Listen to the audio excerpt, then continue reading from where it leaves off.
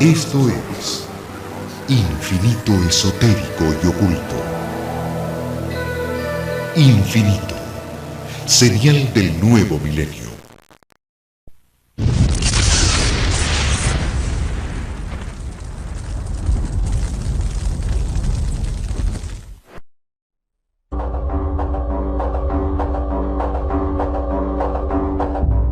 El universo mágico constituye una manera de posicionarse frente a la realidad y tal vez modificarla.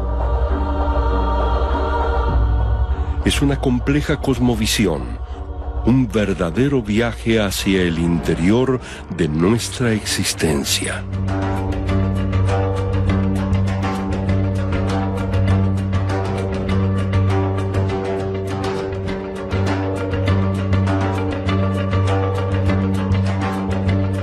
Magia.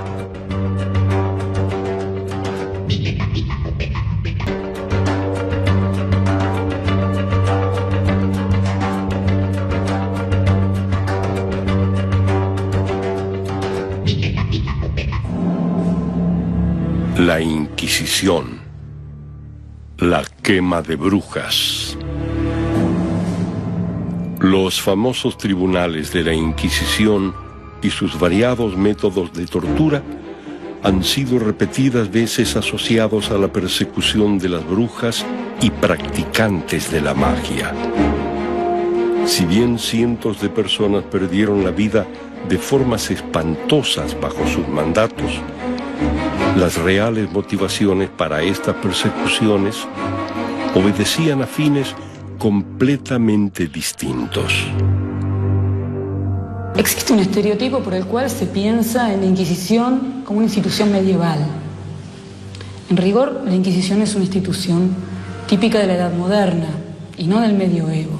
Es una institución represiva, pero es más que nada una institución de control social. Hay periodos en que es una institución básicamente antijudaizante, hay periodos en los que se ocupa especialmente de los cristianos viejos. La brujomanía europea de los siglos XVI y XVII tiene que ver con esta especialización de la Inquisición, actuando en un contexto de unanimidad religiosa. No se piensa en una religión alternativa al catolicismo. Sin embargo, es verdad que las prácticas mágicas y paganas se las ingeniaron para subsistir durante toda la Edad Media y la gran avanzada cristiana.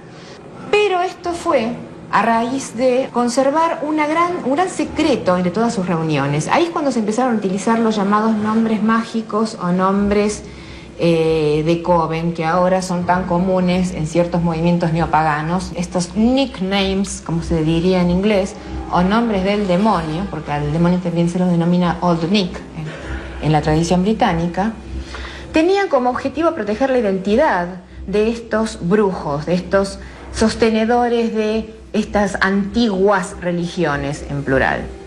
De tal manera que si eran atrapados por la Inquisición o por algún tribunal por el estilo, pudieran conservar esta identidad como secreta. Es interesante ver cuando uno lee algunos relatos en la Edad Media, sobre todo, por ejemplo, las bulas papales. Hay una muy interesante, es curioso, dice, hay muchas personas que dicen volar durante la noche, hacer prodigios y reunirse en el bosque. Entonces el Papa en esta bula sigue diciendo, bueno, todo esto corresponde a que estas personas evidentemente ingieren o respiran determinadas sustancias que los hacen soñar, convenciéndolos sobre que realmente realizaron estos prodigios que, como todos sabemos, son imposibles. Esta es un poco la idea que tiene esta primer bula durante el siglo IX y el siglo X, durante la Edad Media. Curiosamente, va a haber otra bula que va a contradecir este primer pensamiento de la Iglesia medieval y va a decir que no tan solo que es cierto que hay sujetos capaces de volar a través, por ejemplo, de ungüentos o a través de conjuros, de pactos hechos previamente con el demonio, sino que aquellas personas que no crean que esto es posible, es que en realidad ya están en componendas con el demonio.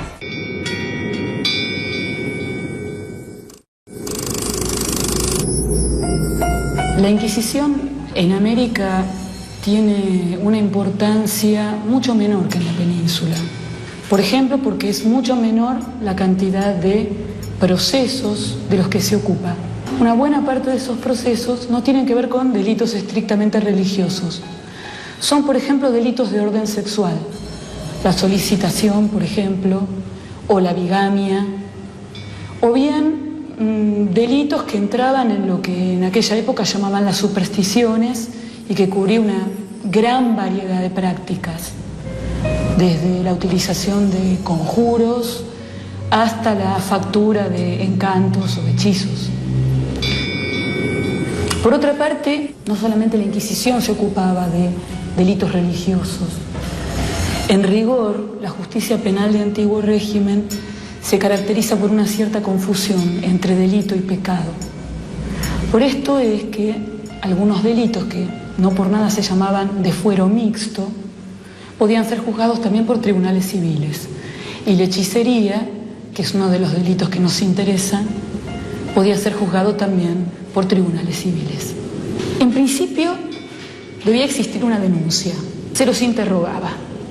Se los interrogaba sobre la base de un cuestionario que normalmente se confeccionaba a partir de la información aportada por los testigos. Muchas veces el reo ignoraba el motivo de su prisión. Entonces, la idea era que el reo confesara esa culpabilidad y era completamente lícito la aplicación del tormento. Pues en 1761, los vecinos de Santiago del Estero están utilizando un tormento llamado el sueño español, que consiste en colgar a la rea de los brazos y quemarle las plantas de los pies con un ladrillo caliente para obtener la confesión. Por supuesto, hace que la rea se desmaye, y más de una vez. Para reavivarla, para resucitarla, lo que se hace es salpicarle el rostro con agua bendita.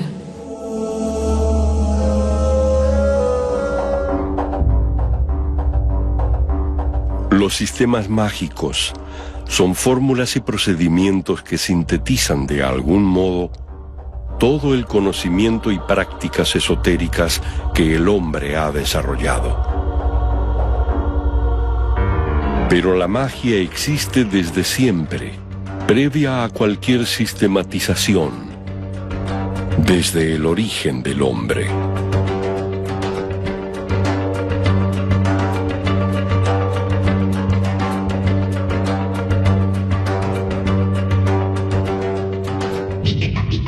Magia. Esto es Infinito Esotérico y Oculto. Infinito, serial del nuevo milenio. Magia.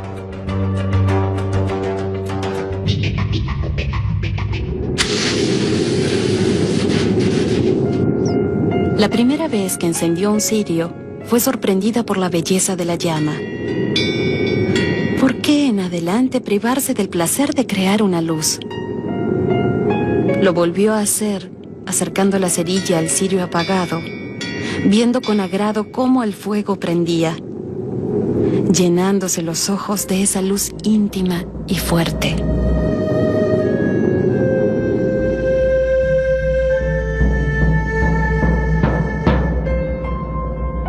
El significado de los colores de las velas. Rojo. Aporta coraje. Estimula el poder creativo y la acción positiva. Celebración de triunfos. Estimula las emociones. El color, asociado a la luz y al calor de la llama, propicia y estimula nuestros deseos y objetivos. Magia en la Edad Media. Magia y cristianismo. Realmente se perdieron todas las prácticas rituales y mágicas con el advenimiento del cristianismo. El cristianismo parece haber acabado, o parecería haber acabado con muchas de estas prácticas en la antigüedad, si bien esto no es tan así. Antes que nada, hay que aclarar que las primeras persecuciones contra los cristianos fueron a causa de las acusaciones que hacían los gobernantes del Imperio Romano de que los primeros cristianos practicaban la magia. El cristianismo se empezó a abrir paso durante los primeros años del imperio, hasta que finalmente bajo Constantino deviene en religión oficial. Ahí sí que todas las prácticas consideradas paganas fueron rotundamente prohibidas. A pesar de la gran cantidad de prácticas que se habían popularizado, oficialmente las prácticas mágicas fuera de las adivinatorias no eran permitidas. Mitraísmo, culto al sol invicto. Durante los primeros siglos del Imperio Romano, el cristianismo temprano comenzó a organizar sus prácticas rituales, tomando elementos de algunas religiones precristianas de la época.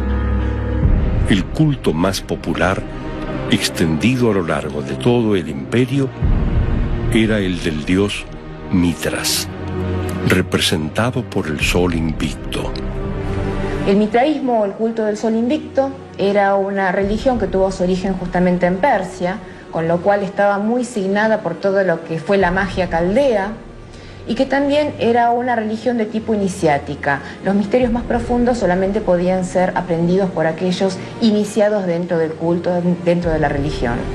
El mitraísmo fue muy popularizado por las legiones, que llegaron incluso a llevar la religión hasta Gran Bretaña.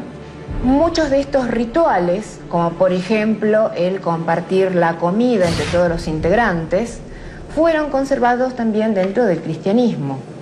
¿Por qué el mitraísmo fue tan perseguido? ¿Por qué sus miembros necesitaron mantenerse en secreto? I feel that the main reason that Christians were so hard on Mithrans was the simple fact that they took so much from it. I mean, for instance, if we look at a church, the layout is exactly the same as a Mithrin.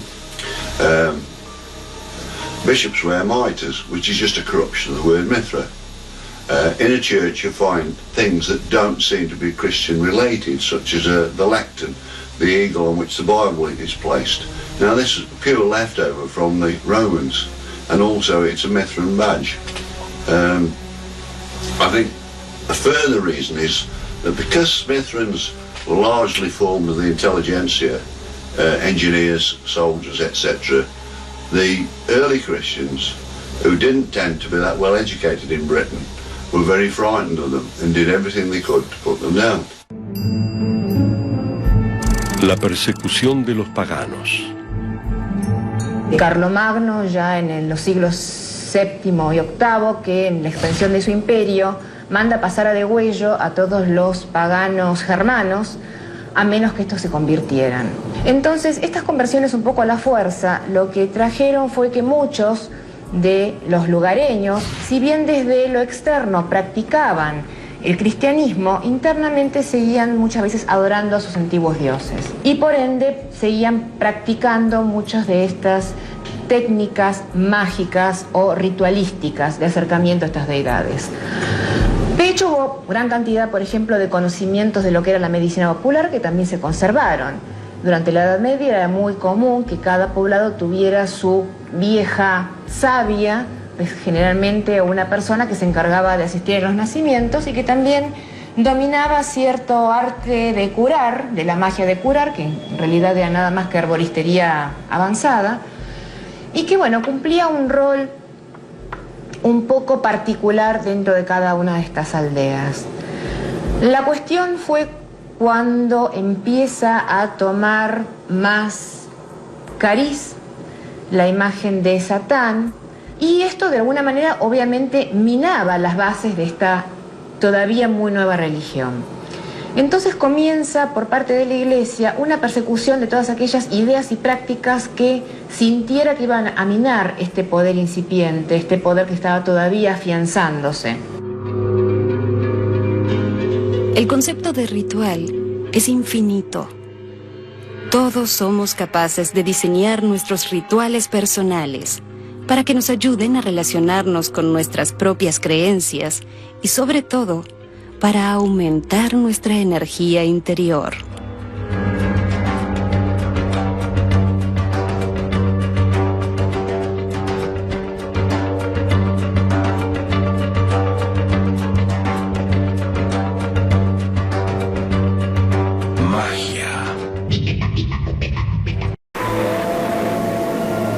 Esto es Infinito Esotérico y Oculto. Infinito, señal del nuevo milenio. Magia.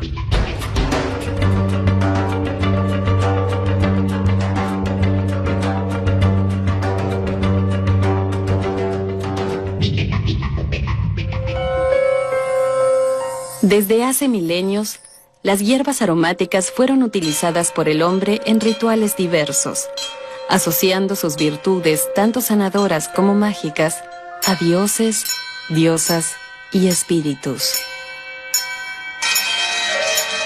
El poder de las hierbas.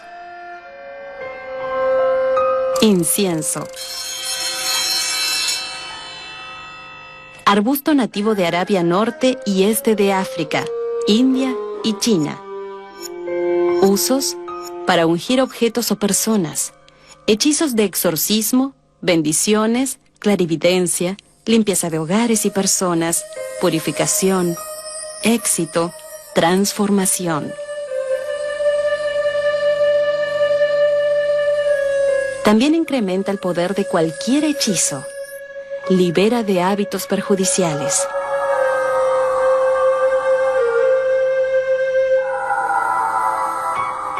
El árbol genealógico lo tengo desde mi bisabuela. Anteriormente no se sabe nada, pero mi bisabuela era una alquimista. Después mi madre no era practicante de trabajar mucho visiblemente, pero en el barrio le decían la Madre María, porque ella tenía don de cura. Ella curaba a los chicos, tenía mucha facilidad para curar niños. Y yo me crié en ese movimiento donde mi mamá era lo que se puede decir la curandera, o bueno, pasaba algo a la madrugada en el campo, venían y decían, mi mamá se llamaba Rayo, ay Rayito, mi nene tiene fiebre. Bueno, iba, le ponía la mano, hasta que viniera el médico, mi mamá le bajaba la fiebre. Y yo lo veía, eso bueno, mis tías, las reuniones de mis tías hablando de los espíritus y de los ritos, era cotidiano. ¿Qué pasa? Cuando yo salgo a la vida, en esa época, no es como ahora que todos somos espirituales, que todos tenemos contacto, en esa época era el auge de la ciencia, el auge del psicoanálisis. Yo diciendo, vengo de una familia de brujas, ni loca. Entonces para mí el choque con lo intelectual, con los poderes intelectuales, digamos, con la ciencia, con el psicoanálisis, me armaron una forma para poder estar.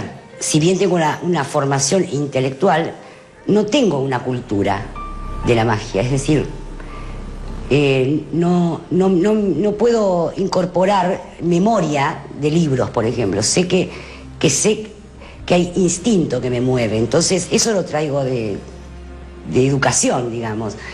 Es decir, yo he practicado, por ejemplo, en otras religiones, y hay un momento donde descubro algo que digo, se terminó acá. Y eso no me lo dice la teoría, me lo dice el instinto. Y ese instinto se lo debo a haber nacido en una familia totalmente intuitiva, donde la razón estaba muy corrida. Era una familia de alegría, de baile, de fiestas, de ritos. Entonces, mi fin de año, mis navidades eran llenas de ritos, de cosas. Claro que evidentemente eso después lo valoré mucho y lo sigo valorando hoy por hoy porque para mí eso sigue siendo una forma de vida. Eso no se borra más de la memoria.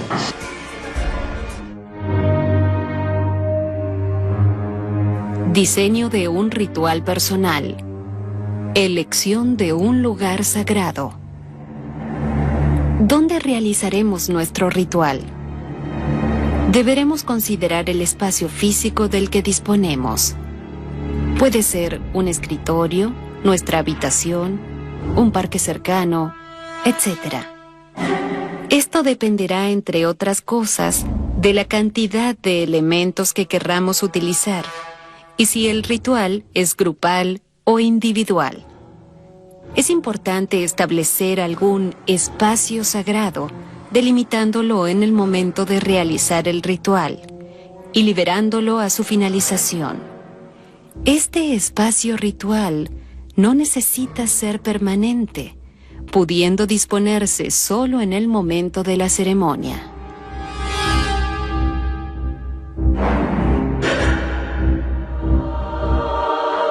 Iniciarse en el camino de la magia implica atravesar fronteras. Tal vez en la otra orilla del camino sea posible descifrar un misterio o llegar a dominar lo indominable.